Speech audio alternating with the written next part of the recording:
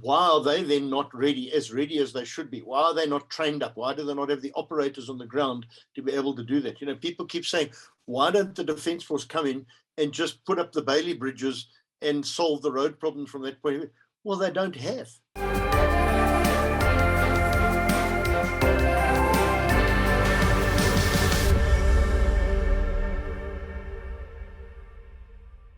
What can ordinary South Africans do to mitigate the effects of extreme natural disasters? Well, joining me on the show are two ordinary South Africans who are doing extraordinary things. They are Grant Tyson and Ivor Rimmer. They are from Search and Rescue South Africa, SARZA, which is an entirely volunteer-led group of individuals with 4x4s who go into the most treacherous disaster zones in South Africa and elsewhere in the world to provide relief to those affected by extreme weather events. Grant Tyson, Ivor Rimmer, welcome to the show. Good afternoon. Thank you. So Ivor, let's start with you. For those people who might not be familiar with SARZA, Search and Rescue South Africa, what is this entity and why does it do its important work? SARZA's beginnings go back 32 years ago, where there was a call from the community. An aircraft had gone down. The official search had been called off, but the family wanted to pursue it. And they contacted a group of people who went along. They didn't find the aircraft. It was hundreds of miles from where they looked. But when that group came back, they thought, gee, we can do this better. Let's form a unit. Let's create a rescue unit that we can train and work and get ourselves sorted out. So small and humble beginnings, but it's grown from there over the last 30 years. And we're happy and proud to say we're represented in 6 provinces now. All right. And essentially, what we're talking about is an entirely volunteer-led group of individuals. Most of them have big 4x4s and some training in search and rescue and health emergency care as well. That is a pretty remarkable story. How many people are volunteering for SARZA, and what is required of them on an ongoing basis? Okay, we've got over 160 members dotted around the country. And really, it's a passion to help others. But you mentioned the 4x4s. Yes, we call ourselves the rough terrain specialists. So we assist the authorities to go out where they can't necessarily get to. But with our training and our expertise and our equipment, we can get there. And I mean, a good example is if you just take simply here in Johannesburg, we've got youngsters that will go out and ride their motorbikes on the mine dumps, which is great fun until you fall and break a leg. And then you dial one of the emergency ambulance services to come out, but they arrive at the base of the mine dump and their ambo can't get into you. They will call on us. We will get you down the mine dump and then hand you over to the road ambulance at an appropriate point. So that's where our expert comes in the sort of special or rough terrain area, and that's where we specialize in. It's grown from that to involve a lot more things like communications, navigation, all the things that one needs out in the bush are part of the core skills that make up SARZA. All right, Grant, well, let's turn to you now. You are the chairman of the Gauteng chapter of SARZA, and you, I think, were very involved with the recent floods that occurred in KZN in April, which left a path of absolute devastation. I think it was about 460 people who unfortunately lost their lives there, many thousands of people displaced. So could you tell us about the work of SARZA during these floods, which was really a time of acute crisis? Yes, thank you, David, and thank you for the opportunity. So when the first call came through, we've as Ivor had mentioned, we are a national organization. So we do have a representation down in KZN. And when the floods or the heavy rains hit on that first evening on the Sunday and then the Monday, they were already putting things together. They just finished a training session, their vehicles were all packed, and the first call came through from a community member saying they need assistance and is somebody available to help. During that heavy downpour, they assisted of moving elderly across the flooded rivers, other flooded roads, and assisted people in getting out of vehicles that were stuck halfway across the roads, etc., etc. So then they realized, hang on, there's a little bit more involved than just the two of them that needed assistance and assisting the local CPFs. A call then went out from Ivor as national coordinator, who'd received a call from Western Cape Disaster Management. Western Cape Disaster Management we worked with before in the past. We know the management structure there, a gentleman by the name of Colin Diner, and he put the request to Ivor saying, we need assistance. KZN Disaster Management has requested the assistance of Western Cape, and would you be able to put a team together? So from there, a team was put together from a national perspective. We included in fact, all of the provinces, and we rolled out to the KZN area, where we were then briefed. And when we met at the KZN Disaster Management Center, we were briefed on the happenings of what was happening and the situation that was unfolding as we were arriving. The body counts were going up, the cost and the loss of damage, the damage to the environment, to the homes, to business, to property was escalating. And from there, we then were deployed to the Virginia airport. At the Virginia airport, we were fully under the control of the National JOC, which is under SAPS, South African Police Services, South African Police Services Dive Unit, the Search and Rescue Division of the Canine side.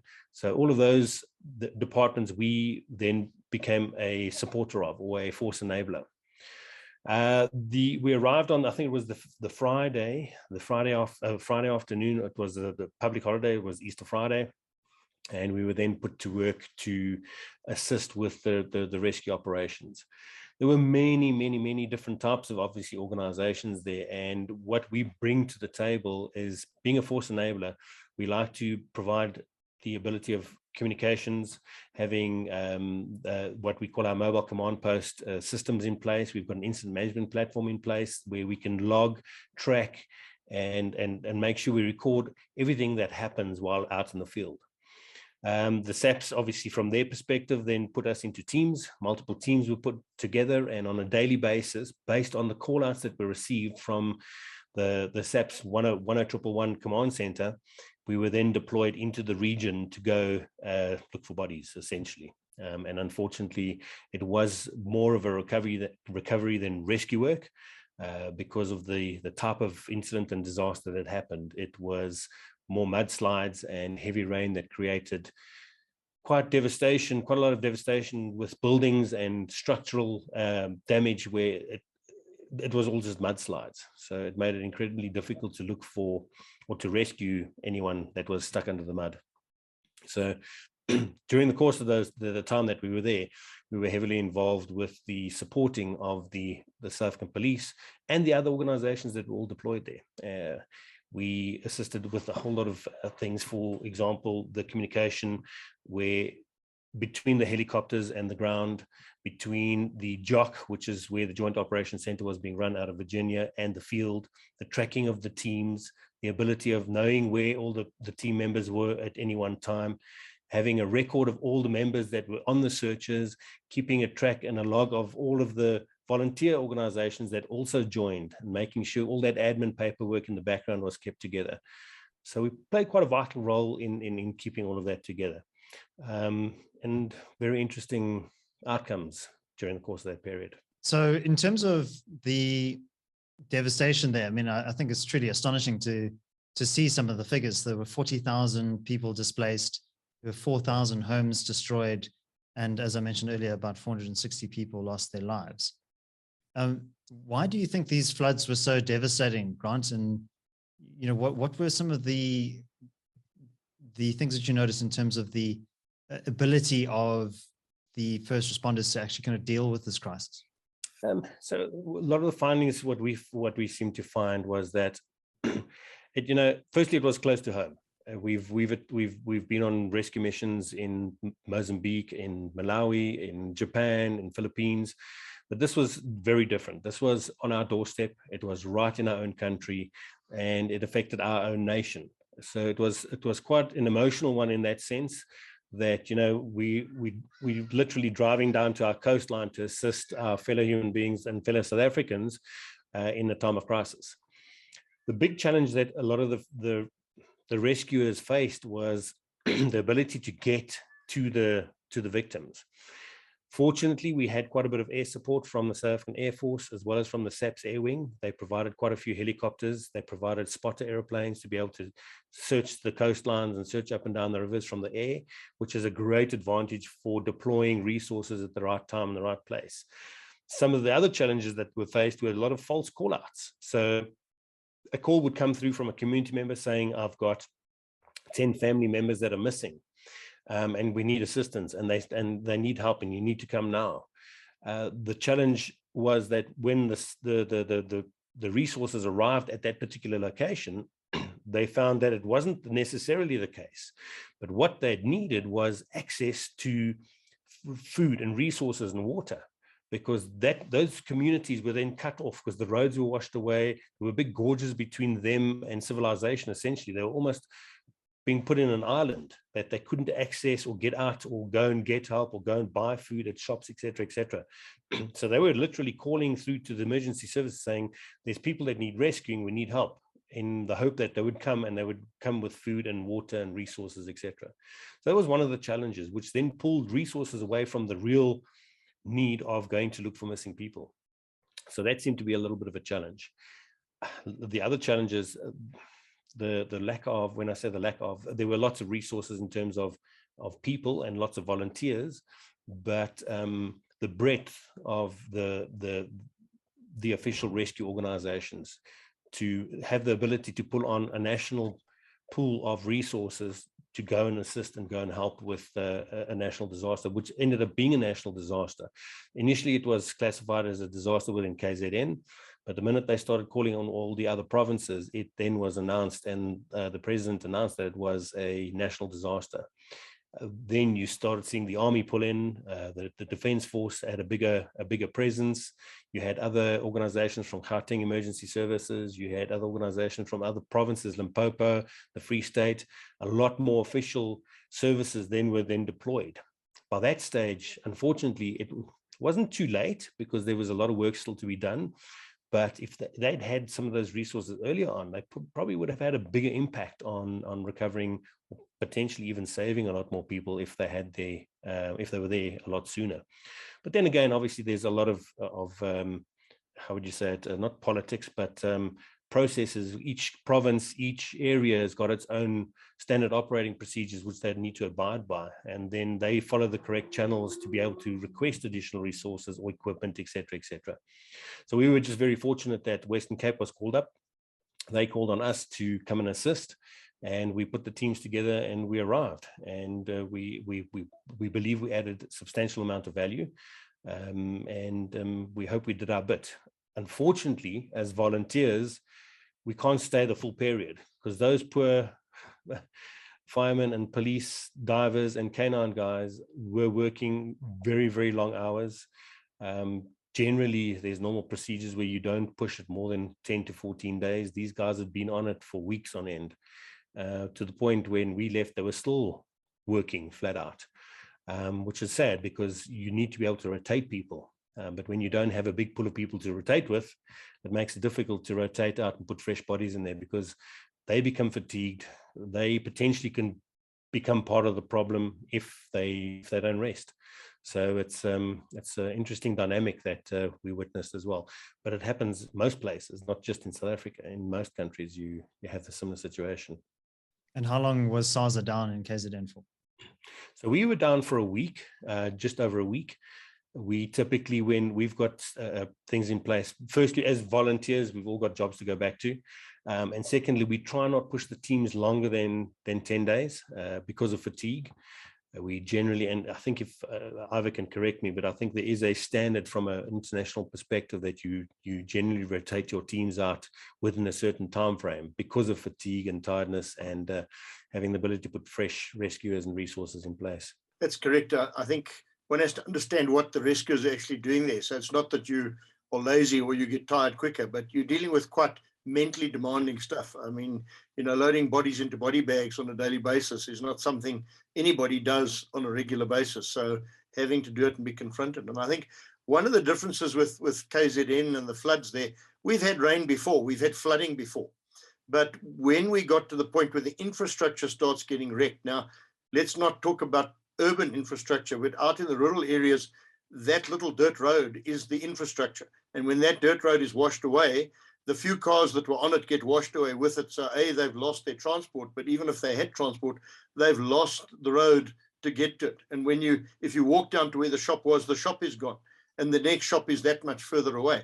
So getting food just as a basic source. So even if your house is not washed away, you now suddenly can't get food. And the people out in those rural areas aren't sitting with pantries that are stocked up and can survive the next 3 weeks.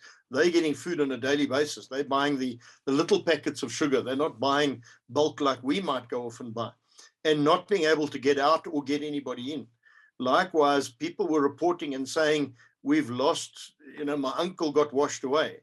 His uncle could well have been found already and be in a morgue, and no one's identifying those bodies in the morgue because they don't understand that that's the process. You've got to go and identify the body, but they're asking us to look for someone who might not be there. He's already been found downstream, being unidentified by the people around there, and therefore one of the dilemmas they sat with was sort of lots of bodies that were yet to be identified. And even if I say, right, when you say that, have you been and checked? Well, how am I going to get there? Where is the morgue? How do I get there? How do I get from here to there to go? So, Grant talks about sending the teams out, and they're these multidisciplinary teams. So you've got 1 or 2 vehicles from us, 1 or 2 vehicles from police, 1 or 2 vehicles from fire and rescue that are going out together as a team. But all those vehicles were taking food out with them because that was the only thing going back out into the rural area. So yes, we're looking, and it's a body recovery. It's not really a rescue.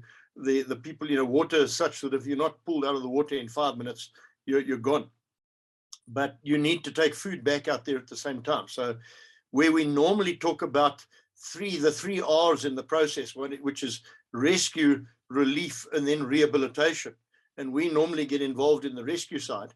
Here you blend the two together. We're doing the rescue, but we're also taking the relief back with us. You need to take food out because those survivors still need to eat. They can't wait for 2 weeks while the government infrastructure gets into place to start getting food out to the rural areas and getting the Defence Force in to be able to manage that process. And we just don't have the infrastructure in the system anymore. I mean, the helicopters we had were used to ferry our people backwards and forwards to go into areas and do searching. And if you pulled a body out, you would hoist it up into the helicopter and they would fly it back. So you can't be flying food in and out with the helicopters. And likewise, when the politicians arrive, they all insist on wanting to go for a flight to go and see the area and assess the damage. There are not enough helicopters to do that. If we're busy using them to actually move people around and rescues around, then sadly the politicians must take a back seat. So I think also one of the things that I noticed was Sihle Zikalala, the Premier of KZN, he actually managed to get some water to his home, and a lot of people were quite indignant about that. I mean, I'd like to talk about just the capacity of the state to deal with crises of this nature and to respond to disasters.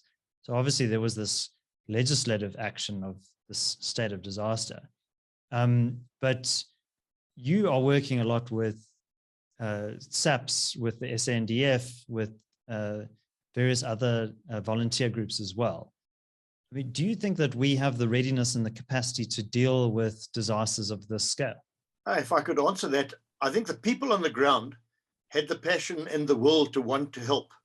What they lack is the support from, and I'm going to refer to it as head office, to be able to do that. The way we keep up to date is we train.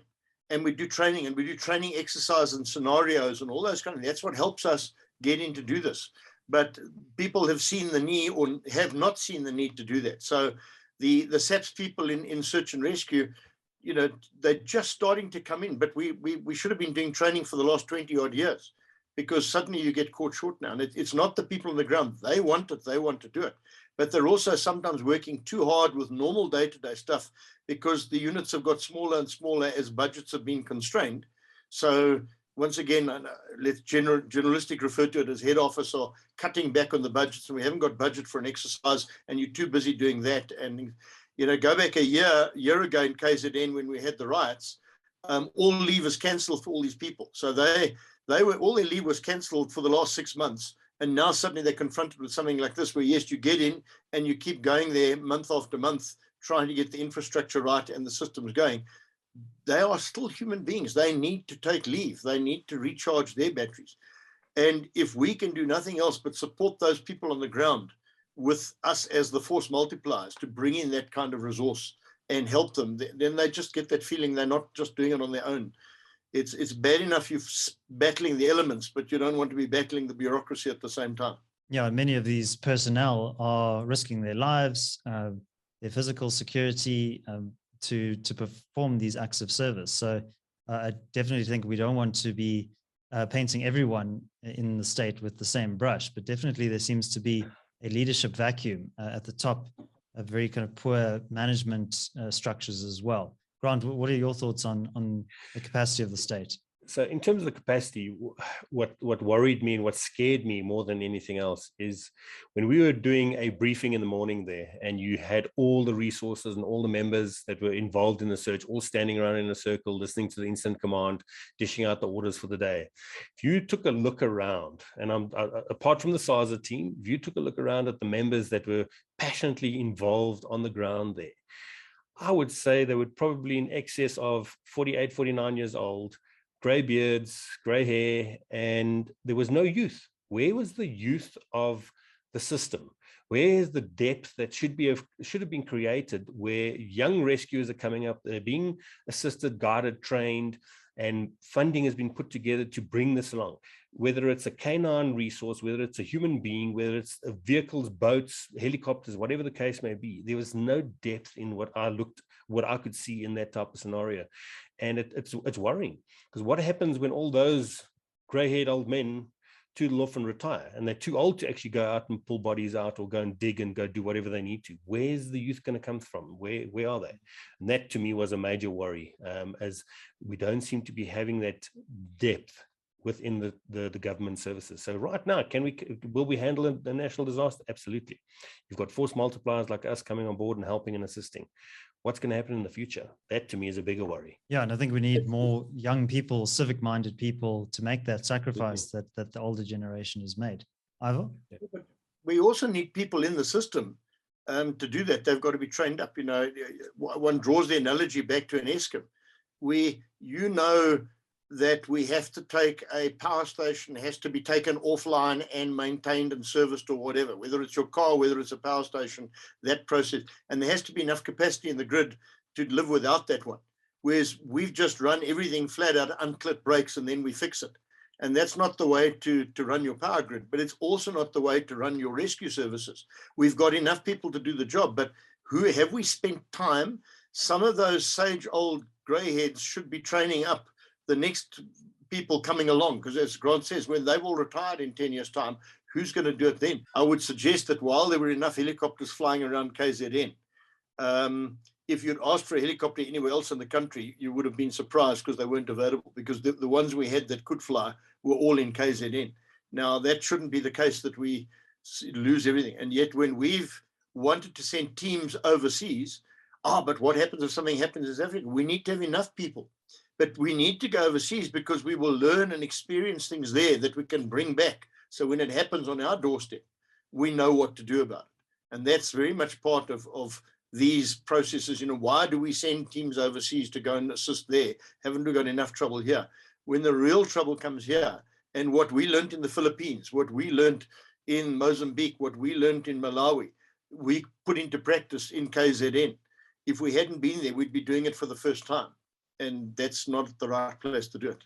Right. Well, Grant, one of the organizations that I think has risen to prominence in recent years for situations just like the one that we're discussing is Gift of the Givers. They've also been very active overseas, going to disaster areas, earthquakes, and so on. And, I think this is really an excellent example of this kind of bottom-up initiative.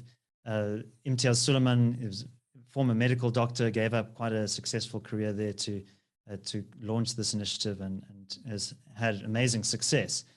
And I interviewed Tony Leon on the podcast a while ago, and he mentioned that when the government put together this fund, almost like this relief fund, and called for donations, people said, no, don't go anywhere near that. It could be embezzled. The funds could disappear down an ANC cadre's pocket. But when people wanted to give, their first port of call was Gift of the Givers. Could you explain what is your relationship with Gift of the Givers? What role did they play? And feel free to mention any other organizations that also played a part in the flood relief. So our first engagement with Gift of the Givers was in 2019 with Cyclone Idea, where we assisted, and we had a team go out with them to Mozambique to assist with rescue work and humanitarian aid distribution. We were quite successful in that space, and we spent, I think, 14 days with the teams and assisted quite a bit of distribution of food, in the excess of 60 odd tons of food. We treated with the Gift of the Givers doctors and volunteers in excess of 1,800 patients. I think 20 babies were delivered. So there was a lot that was done. And since then, we've stayed quite close with them, where we interact with them on a regular basis. We do regular checks of equipment with them. We do we try to get involved in multiple sets of trainings. If we're having an interesting training session, like a swiftwater training, they would come along, or we would join them in one of their training sessions, bearing in mind that majority of their members are also volunteers from fire departments, from local EMS, from government, etc., etc. So it's a group of people. And Ivor's got a famous saying, says, when you arrive on a scene and there's a situation, you don't want to be going along and saying, "Hi, my name is Grant." You want to say, "Hello, how are you?" Because you know the person, you've worked with them, you've trained with them. Whether he's from SARZA, or whether he's from Gift of the Givers, or whether he's from local EMS, from Tshwane Fire, whatever the case is, the opportunity is to work together. And Gift of the Givers, an unbelievable organization. And if you see what they do and how they contribute to humanity, irrespective of race, color, creed, religion, country, they don't care. If you need help and you stick your hand up and say, "I need help," he will help you. And the Gift of the Givers are phenomenal in that way. And it's a known fact that if money gets given to them, it goes out to the relevant parties plus, not just the amount that was donated, but so much more. And it's not just money, it's resources. They'll build hospitals, it's drilling boreholes where there's places that don't have water. So we're very fortunate and privileged and honored to be working with them and have the opportunity to work with them and to get requested when needed. So we will always stand by them and assist them when needed as volunteers. I think Grant used the word privilege to work with him, and I think it is. But one has to understand the way they operate is they can move quickly. So they're not tied up with bureaucracy and all the rest. So you say you need something, you get it. There's, it's almost like it's not just a case of money's no object, but there's no infrastructure problems in the way, or there's no administrative burdens that you've got to go through. When we needed something in Mozambique, we got it. When we needed anything here, they've got a rescue cache down in Natal. When our team got there and they said, "Geez, we need chainsaws, we need this, we need that," one call and they said, "Come and collect whatever you need." You're not even signing for it. You're just helping yourself to what you got. And they kind of work on the principle, if you take something out, almost don't bring it back. Give it to someone in that community that can carry on using it. When we went to Mozambique, we took all sorts of equipment with us, generators and all the rest, and then left them all there with the right people who could carry on using them. It's no use bringing them back and putting them back in the store. They will get more in the store, but they are ready and they're prepared, and they are anticipating these kind of natural disasters, and they're the only ones that are anticipating. The government should be anticipating these natural disasters, whereas the government are just going on the day-to-day business and saying, "Well, if it breaks, we'll try and fix it," sort of a la Eskom. Whereas when you have a natural disaster like that, you can't suddenly go out to tender and say, "We would like to buy 100 chainsaws. Let's go through a fair and tender process." They need to be in the store. And I think the Defence Force is battling with that at the moment. The whole reason you have squadrons of helicopters is you can't go and buy helicopters now. You need to have them already. If you want peace, prepare for war.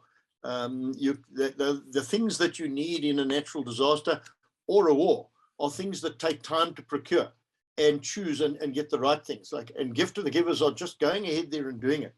And I, having watched them and worked closely with them, I can say every cent that anybody gives them is being spent in the right place, whether it's now or in the future.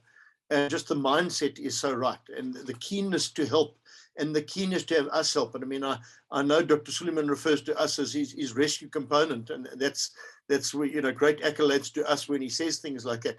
But he backs that up with whatever you guys need, ask, and you'll get it.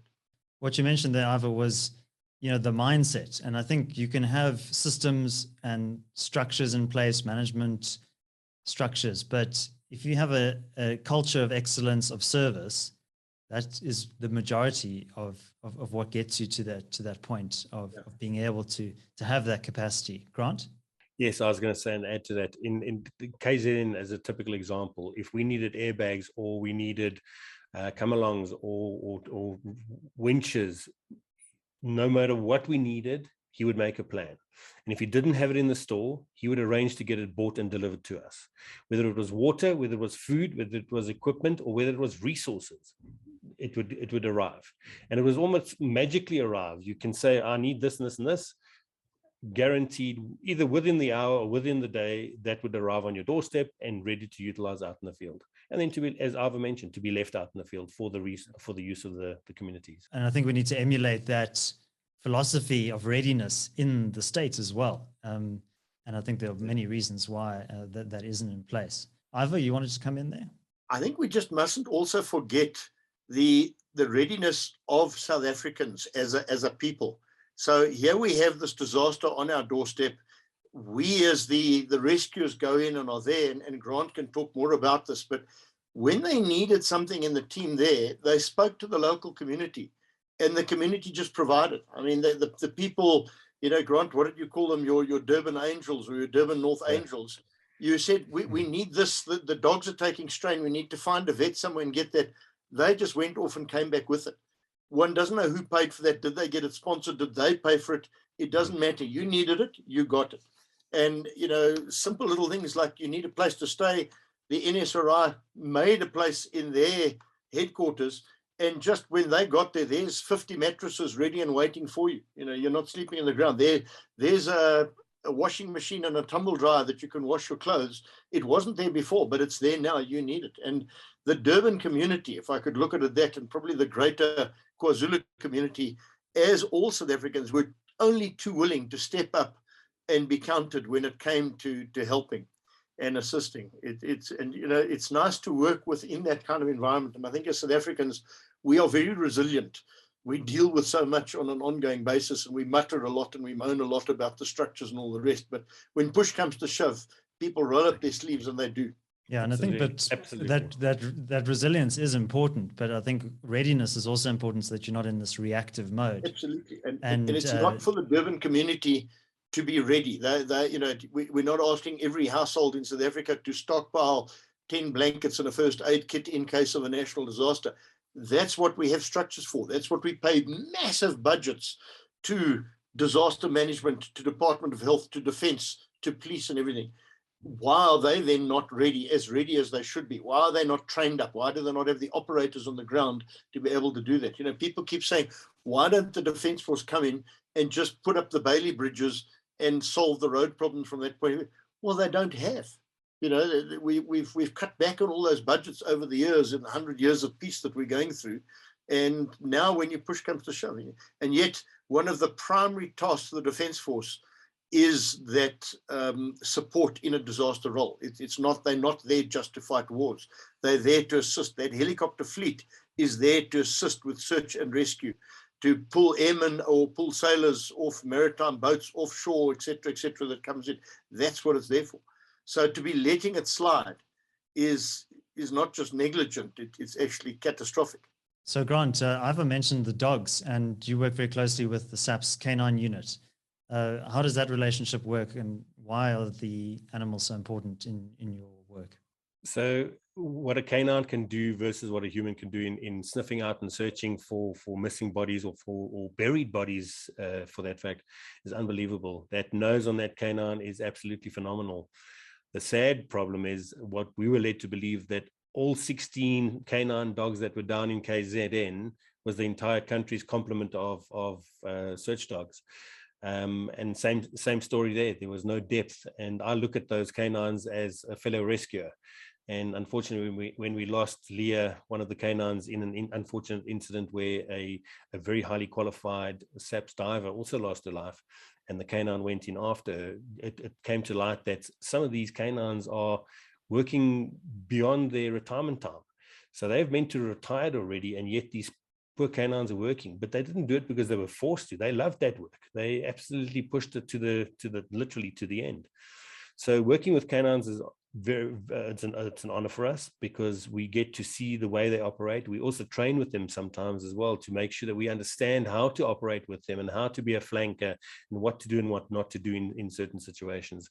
But watching those canines operate in those fields, in that debris and the rubble, and when they can pick up the scent of a body, when us as a human being, you've got that smell of death throughout the valley, throughout this gorge that had been washed away, to see that canines pick up a spot and you start digging there and you're guaranteed to find something, is phenomenal. So it's great to work with them, and we look to them as fellow rescuers. So they're part of the team, and it's always great to work with the canine. Yeah, and unfortunately that officer also lost her life. What was the story there? So, I got a bit frustrated sometimes when you hear in the news and the media that, oh no, it was probably because they were badly trained and things. Absolutely nonsense. She was one of the most qualified dive rescuers, and I think she was the only black female dive rescuer qualified to that level in the South African Police Force. So it was just her name was Busi. So it was just a very unfortunate incident. It's a dangerous environment that you're working in. Bearing in mind, you're working in a disaster area where there is stuff that's not normal. The boulders are 10 times the size because the rivers have been cleared and washed away. And unfortunately, she was walking along a riverbank and you couldn't see it, but underneath, the river had washed away from underneath. So it caused a little bit of a cliff overhang. And while searching on the bank, looking into the water for possible survivors or possible bodies to recover, etc., the bank collapsed. And she went in, and it happened to be close to a weir, which then obviously sucked her down into the pipes that feed the water to the other side. The canine handler saw this. He reacted and shouted. The canine then obviously bolted, went in straight after to see if he could get to her, and they were both pulled under, unfortunately. So very sad event indeed, and it was a massive loss to the rescue community to lose a fellow rescuers in Canine and between Leah and Busi. So a very sad note, but there is a bit of a happy side story to it. And if I may, there was a little puppy that was picked up in town on the way back from one of the calls, and that puppy was cleaned up, had all its injections. It had the vet gave it a bath, and the canine handler that lost his canine took on this new little puppy and said, this is what it's going to be his new canine, and he named it after Busi and Leah. So very heartwarming story indeed. And when I did share that story on our trip back from KZN, I can guarantee you there was not a dry eye in any of those vehicles driving back. So because it pulls on the heartstrings, unfortunately, especially when you lose someone close to you. And little puppy Busi Lee is probably the happiest puppy in KZN right now. Absolutely. Yeah, and I think that's a beautiful illustration of the sacrifices that people are prepared to make for others. And I think if we can instill that as part of our civic culture and civic responsibility, I think that South Africa can achieve great things. But now, Ivor, what about the sacrifices as well, not just in terms of your physical safety, but emotionally? It must be quite difficult also to balance all of these obligations with your normal life, with your professional and your personal commitments. Maybe you could speak to that. There's three aspects to it. You have a family, you have a career and a job, and then you have your passion, which in our case is the rescue. And those rescuers are out there and are literally digging amongst the mud and the rubble looking for bodies. And when you find a body, that's a success. And you get it out, get it in, zip it up into a body bag and ship it out. That's what you're doing. But nobody is trained and designed to haul out 5 bodies a day on an ongoing basis like that. And one has to watch the team very closely. And you need to be a close-knit team that you can look after each other emotionally. And it's mentally, I suppose, to be able to handle that process. And we've done a number of debriefing sessions with the team that went so that we can look after. And we've had that in place for the last 30 years, that not every rescue you go on, do you need to have a debrief, but there are some that are particularly difficult to have to deal with. And we don't want people to be suffering with issues later on. So we try and manage that, and you keep a lookout and you look after those people. But we rely very much, we're a family. So even that team that was down there living together on the mattresses laid out on the floor in the NSRI headquarters, that's one big happy family. And you need to look out for each other. And you have a particularly hard day that day, or you were part of that team that watched Buzi go in. You watched Leah dive in after her, and you had to help getting their bodies out. Now, it's very difficult and different to loading somebody else's body as to loading one of your own.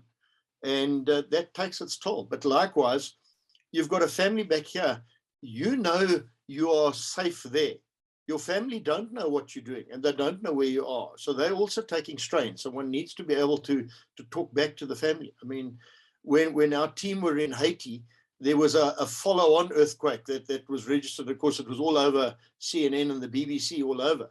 And we needed to frantically get a message back to South Africa to say, the South Africans were all okay. It didn't affect us. You know, what you're seeing there is sort of sensationalized, and I'm not knocking them, but there was an earthquake. But we had to very quickly let know, and Grant had exactly the same situation in KZN, because the news suddenly came out, one of the rescuers had drowned. And you had to quickly put it out on our group. And we have a group back here that talks to the families and the next of kin and the spouses and things like that, to say, it's okay, guys, it wasn't one of us. Tragic as it was for the person that it wasn't one of our SARZA members, because people always think the worst. What about the logistics of this? Ivor, you're the national coordinator. How do you fund your activities? How do you get word out about the work that you're doing and get people to support you? Okay. What is going on behind the scenes there? You know, we always say to prospective members, don't worry, there's no membership fees, but then they spend the rest of their life paying, because everything you've got, your uniform, your vehicle, your radios, your equipment in your vehicle is provided by you. But there's a whole bunch of unit equipment that needs to be the mobile control post that ended up running the relief operation. That's provided by the unit, and to do that, we raise funds. So there's two ways we can do that. One, we as members go out and we do various sporting events. So if you think in Johannesburg, there's the Ride Joburg, you know, the 94 kilometers around Joburg, close all the streets, deal with the members of the public. So it's good training from our point of view to do that, but that's how we raise money. Likewise, you will also go to big business and say, we need money to keep going. So we look for sponsorships all the time.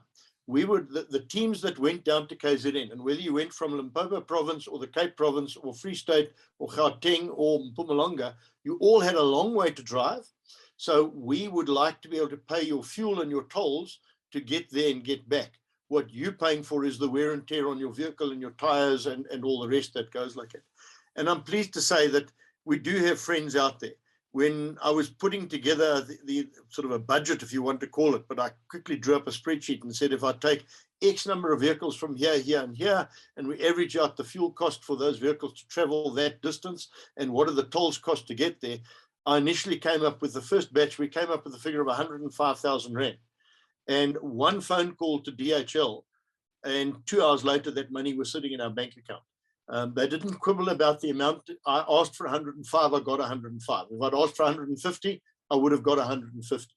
And so many other companies and organizations followed on from that. And as we asked for money, it came. So we managed to be able to pay for people to go and to do that. And, you know, if you take everybody on the last night, if you take them out to the local steakhouse and give them a decent meal, is that wasting money or splitting out? No. You know, that's the least you can do for those people. If you can stop on the way back at the One Stop or the Ultra City or whatever it is and buy them a breakfast on the way home just to keep them awake, that they're not falling asleep. It's not, you know, that's not whining and dining. That's literally part of keeping the team happy and alive. And we are fortunate we've got, but with COVID coming in the last 2 years, there were no events. So we lost a huge revenue stream across the country because we're doing events in Johannesburg, in Pretoria, in Nelspruit, in Cape Town, in Free State. And all those events stopped. So that was a difficult time for us to go through. You start sort of looking at you know, counting the pennies now, not spending the pounds. But we'd like to get it going, and we'd like as much support as we can get. I would like to think that if you gave money to us, you can be as comfortable as giving money to gift to the givers, that it's getting spent in the right place. We can account for all our money, and we're not wasting it and spending it. I'm certainly not buying me a new house or a new car or anything like that. So it's going to the right places because we're doing it for the passion. we're not in this for the money. There's no salary that comes with the job. And Grant, do you think that something like this could be professionalized, where volunteers actually become professional rescuers, and that's privately run and administered and governed? If you speak to my wife, she would absolutely agree with you. And if you speak to many of the spouses of all the rescuers, and we had the opportunity of being professional rescuers, would we do it? Absolutely. We'd jump in both feet first, and we would all become be part of our livelihood now, and make it a career. Would it be different if we were being paid for it? I don't know. We still do it because we're passionate about helping others and stepping up and being able to do some good. And there's no better feeling or better high than finding a person or finding a kid and giving that kid back to a parent, or even just the body to a family for closure. It's a good feeling inside. And I think that's what the guys run on. If we were paid to do it, I think that would be a bonus, absolutely, but it's not a requirement, if you can call it that.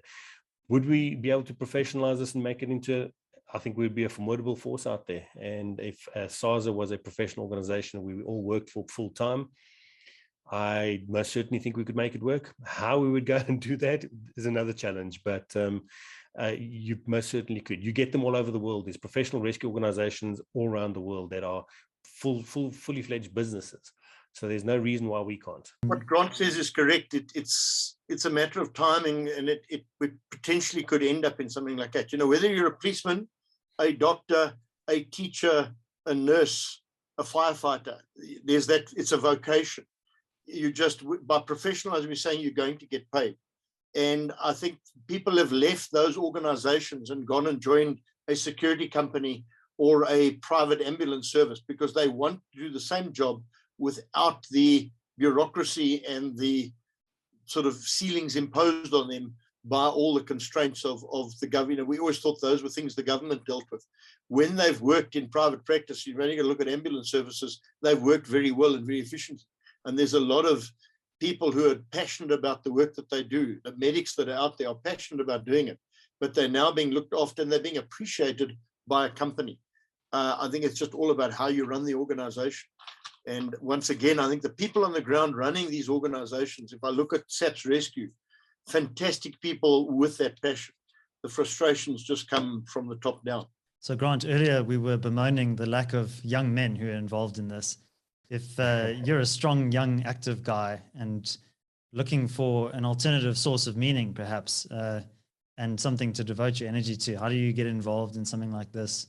What is required, and what are the first steps? The first step is make inquiries, go onto the website, have a look what we're all about, or any of the organizations, whether it's us, whether it's Mountain Club, whether it's any rescue type organization out there. There aren't many of them. And come along, have a listen. We have as an organization, we have 2 intakes a year. We have one in the beginning of the year and one in June. In fact, we've got one coming up at the end of this month where we do almost like an induction, tell the people what it's all about, show them under the blankets and say, this is actually what it's really about. It's not just, you don't come along to something like this to be the hero or to get fame and recognition and things like that. It's you here because you're passionate and you want to be able to help. And I think there's no better feeling in any country or any place or any organization as to volunteer and to give of yourself and give back your little bit to the community. It's very satisfying. And it's come along and have a listen and see if it's something you'd like to get involved in. And we believe that we're a family. So like Ivor said, it's not a golf club. We don't expect any fees or anything from you because you're going to be putting in enough time and effort and your own funding of your own equipment to warrant any fees that would ever be charged. But it's about that family and sticking together, and that family going out and helping other families that need help in the time of need, and having the ability to make sure that you trained enough and you've got the right skills and that you trust the person you're working with to say, you can tie that rope. I'm now going to hang on the end of that rope down the side of a mountain, and I trust you to do that. You don't do that with a total stranger. So you come along, train with us, you go through the whole process, and you end up loving it. And you end up staying too. Yeah, I do quite a bit of indoor climbing, and often at the indoor climbing gym, I see the mountain rescue guys doing their drills, and it does look like quite intensive training. But then again, it is an awesome responsibility as well. Mm-hmm. And just as we bring this conversation to a close, Ivor, I mean, I think what I take away from this conversation is the importance of community-led initiatives. I often say that no politician is coming to rescue you. And in the context of our discussion, that's very literal. But, you know, I think we need to build the South Africa that we want to see thrive and prosper. And part of that involves taking safety and rescue very, very seriously, because lives literally are at stake. What are your closing thoughts on the importance of community-led initiatives like SARZA? Very definitely. And I don't think people join these different organizations because they're trying to change the world. They join because they want to make a little difference in their little sphere. And whether you join a roundtable or a Rotary or any organization, that's important. I think part of the giving back, and as South Africans, we need to learn that. And I think there's potentially a generation that don't understand that giving back process, and we need to try and rectify that, because we're the ones that are going to make a difference. You know, the old saying, it takes a village to raise a child. It also takes a village to keep that child safe and to be able to look after it. And you know, and we see that coming across when literally you go into villages and you're looking for lost children. They're ready to come and help. What we're doing is providing some infrastructure and some expertise, but you've got lots of willing hands that are there. And I think we need to nurture that, because if you wait for when are they coming to fix this? When are they coming to do that? There is no they. The government is not going to come and help in all these things. We are the ones that are going to make a difference. We, the citizens, and we live in a beautiful country. We've got to keep it safe for ourselves and our children and our grandchildren. Ivor Rimmer Grant Tyson, I wanted to thank you very, very much for joining me on the show. We will put links to all of the resources that we mentioned, how to get involved. We'll put that in the show notes below. But I wanted to thank you very much and wish you strength in building and continuing this excellent work. Thank you. Thank you for your time. Thank you for your time.